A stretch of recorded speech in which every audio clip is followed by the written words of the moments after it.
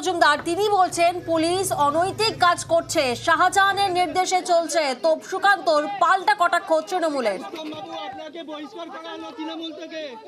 আমাদের বিকাশ সিংহ ওখানে লোকসভার কনভেনার, আমাদের বহু পুরনো নেতা, তাকে গ্রেপ্তার করে নিয়ে গেছে পুলিশ। তো সেটাই করবে, কারণ শাহজাহানের পয়সায় তারা পালিত হয়, লালিত পালিত হয়। মানে সম্পূর্ণভাবে ইললিগাল, অনৈতিক কাজ করছে পুলিশ।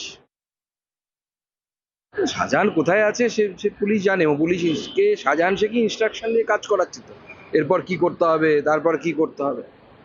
তো শিবু হাজরাকেও খুঁজে পাবে না, শাহজাহান শেখকেও খুঁজে পাবে না। যখন উপর থেকে বলা হবে অ্যারেস্ট করো, লোককে দেখাতে হবে, তখন করবে। উত্তমকে ধরে আপাতত কনসোলেশন প্রাইজ দিয়েছে পশ্চিমবঙ্গবাসীর জন্য।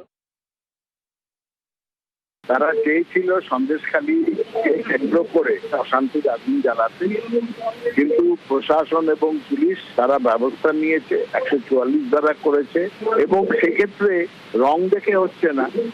সে তৃণমূল কংগ্রেসেরই হোক, বিজেপিরই হোক, আইএসএফ এরই হোক, তাদেরকে গ্রেপ্তার করা হচ্ছে। বিজেপির রাগ হবেই। তাদের যে ষড়যন্ত্র, তাদের যে কুপরিকল্পনা, তারা যে এর সঙ্গে যুক্ত ছিল এই গন্ডগোলের সঙ্গে, তাদের নেতা গ্রেপ্তার